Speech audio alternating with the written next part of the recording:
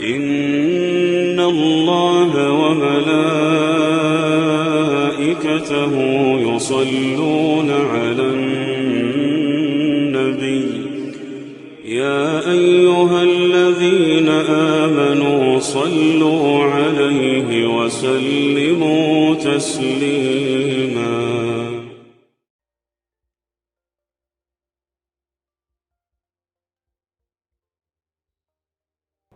بسم الله الرحمن الرحيم اللهم قربني فيه إلى مرضاتك وجنبني فيه من سخطك ونقماتك ووفقني فيه لقراءة آياتك برحمتك يا أرحم الراحمين. بسم الله الرحمن الرحيم. Assalamualaikum warahmatullahi wabarakatuh. Alhamdulillahi rabbil alamin wa bihi nasta'in. Wa sallallahu ala khairi khalqihi ajma'in Muhammadin wa alihi at-tayyibin at-tahirin.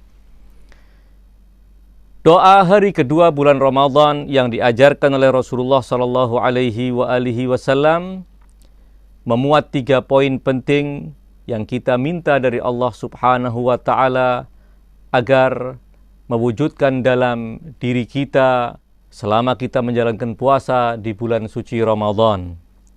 Allahumma qarribni fihi ila mardatik wajannibni fihi min sakhatika wa naqimatik wa waffiqni fihi liqiraati ayatik birahmatika ya arhamar rahimin.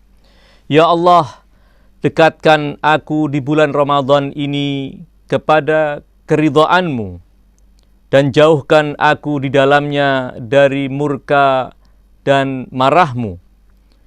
Dan mudahkan aku, beri aku taufik untuk membaca ayat-ayat suci-Mu. Dengan rahmat-Mu aku memohon, wahai Zat yang Arhamur Rahimin. 3 permohonan yang dipanjatkan oleh seorang hamba yang sedang berpuasa. Sebagai seorang yang telah mengenal Allah Subhanahu wa ta'ala, yang telah menghiasi pikirannya dengan ma'rifat kepada Allah Subhanahu wa ta'ala, memenuhi jiwanya dengan kecintaan kepada Allah Subhanahu wa ta'ala, tentu cita-cita termulianya adalah meraih keridhaan Allah Subhanahu wa ta'ala. Ia akan selalu melakukan apapun yang akan mendatangkan ridha Allah Subhanahu wa ta'ala dan akan berusaha menjauhkan diri dari hal-hal yang mendatangkan murka Allah Subhanahu wa ta'ala. Itulah puncak cita-cita hamba yang telah mengenal Allah dan kecintaan kepadanya telah menyatu dalam kalbunya. Di dalam sebuah ayat, Allah Subhanahu wa ta'ala menggambarkan kepada kita bagaimana limpahan pahala Allah diberikan kepada seorang yang berbuat dengan harapan meraih ridha Allah Subhanahu wa ta'ala. Wa mathalul ladzina yunfiquna amwalahum ibtigha'a mardatillahi wa tathbitan min anfusihim kamathali jannatin birabwatin asabaha wabilun fa'atat ukulaha dhi'fain fa'in lam yusibha wabilun fatal wallahu bima ta'maluna basir. Perumpamaan orang-orang yang berinfak, membelanjakan hartanya dengan mengharap mardhatillah, keridhaan Allah, murni hanya mengharap keridhaan Allah Subhanahu wa ta'ala. Wa tathbitan min anfusihim, dan dalam rangka mengokohkan kecintaannya kepada Allah, mengokohkan nilai-nilai mulia dalam dirinya. Perumpamaan orang yang berinfak karena mengharap ridha Allah dan ingin mengokohkan nilai-nilai mulia dalam dirinya, kamatsali jannatin birabwatin asabaha wabilun, seperti sebuah taman, seperti sebuah kebun yang ada di dataran tinggi, yang akan selalu tersirami dengan hujan yang menyuburkan tanah tersebut, sehingga akan memberikan hasil. Tanaman-tanaman di dalamnya akan berbuah dhi'fain, berlipat ganda. Karena taman itu, karena kebun itu di dataran tinggi, kalaupun tidak ada hujan, dia akan pasti dibasahi oleh air embun atau oleh hujan yang rintik-rintik. Wallahu bima ta'maluna basir. Dan Allah Maha mengetahui apa yang kalian lakukan. Allah melipat gandakan infak yang diberikan oleh seorang hamba yang ketika berinfak murni mengharap mardhatillah. Yang menjadi kunci adalah mengharap mardhatillah, keridhaan Allah subhanahu wa ta'ala. Lalu bagaimana kita bisa mendapatkan keridhaan Allah subhanahu wa ta'ala? Di sini kita membaca sebuah riwayat dari Al-Imam Amirul Mukminin alaihi salam. Beliau mengatakan, Innallaha tabaraka wa ta'ala akhfa arba'atan fi arba'atin. Sesungguhnya Allah yang maha berkah dan maha agung telah merahasiakan 4 perkara di dalam 4 perkara yang lain. Akhfa ridahu fi ta'atihi. Allah merahasiakan keridhaannya pada ketaatan kepadanya. Entah ketaatan yang mana yang akan mendatangkan keridhaan Allah subhanahu wa ta'ala. Boleh jadi kita membayangkan bahwa ketaatan yang mungkin melelahkan, itulah yang akan mendatangkan keridhaan Allah subhanahu wa ta'ala. Sementara ketaatan-ketaatan yang mungkin kita remehkan, kita anggap itu tidak akan mendatangkan keridhaan kepada Allah subhanahu wa ta'ala. Namun Amirul Mukminin mengatakan bahwa Allah merahasiakan dalam item ketaatan yang mana terletak keridhaan Allah subhanahu wa ta'ala. Oleh karena itu kata beliau, fala tastasghiranna syai'an min ta'atih. Jangan pernah meremehkan satu item dari ketaatan kepada Allah, walaupun hanya menyingkirkan dari jalan sekedar satu duri.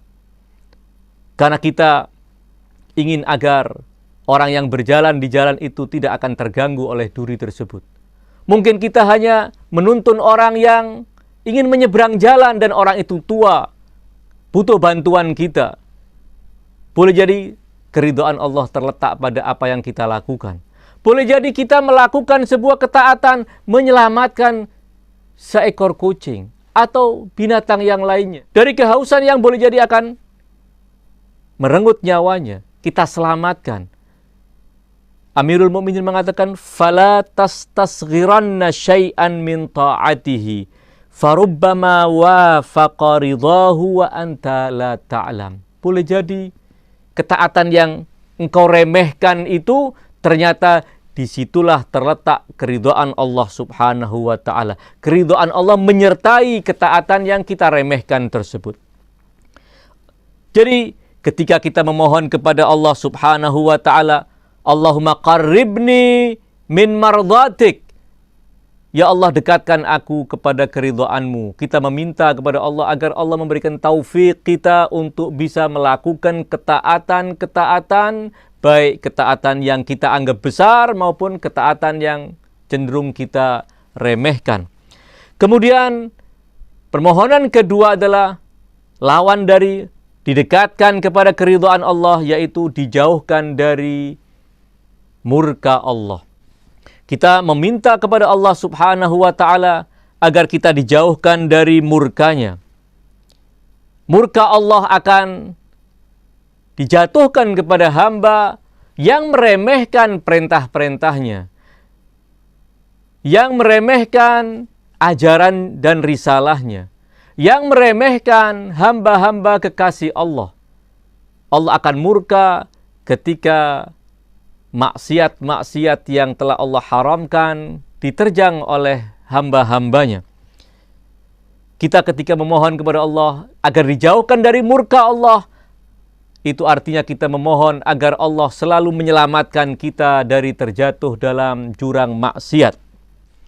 Dan yang ketiga yang kita minta adalah agar Allah Subhanahu wa Ta'ala memberi kita taufik untuk bisa membaca ayat-ayat sucinya di bulan suci Ramadan, di mana Al-Quran Allah turunkan di bulan mulia ini. Syahrul Ramadan alladzi unzila fihil Quran. Ramadan adalah musim semi Al-Quran Al-Karim. Demikian disabdakan oleh Al-Imam As-Sadiq alaihi salam. Likulli syai'in rabi'un wa rabi'ul Qur'ani syahru Ramadan. Setiap sesuatu memiliki musim semi. Dan musim semi Al-Quran adalah bulan Ramadan.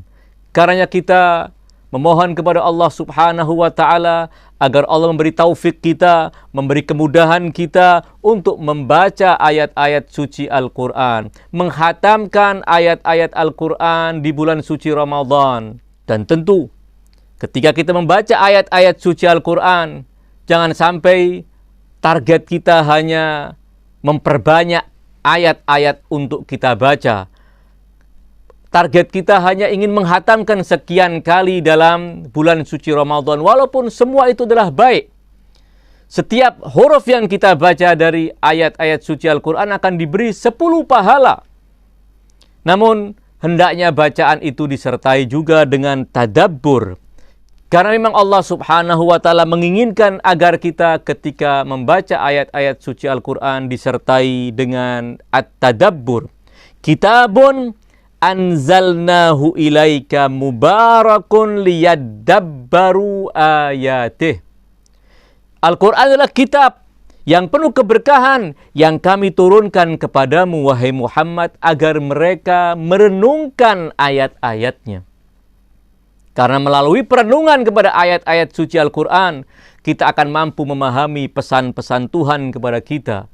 Kita akan memahami apa yang Allah inginkan dari kita, agar kita bisa menghias diri dengan sifat-sifat mulia yang Allah telah firmankan di dalam ayat-ayat suci Al-Qurannya, dan membersihkan jiwa kita dari sifat-sifat buruk dan jelek yang telah Allah kecam di dalam ayat-ayat suci Al-Quran Al-Karim. Kita memohon kepada Allah 3 hal tersebut, karena 3 hal tersebut adalah kunci kesuksesan kita. Mudah-mudahan Allah Subhanahu wa Ta'ala memberkahi bulan puasa kita dan mengabulkan doa-doa kita. Wassallallahu ala khairi khalqihi ajma'in, Muhammadin wa alihi tayyibin at-tahirin. Wa ghafarallahu lana wa lakum amin. Wassalamu alaikum warahmatullahi wabarakatuh.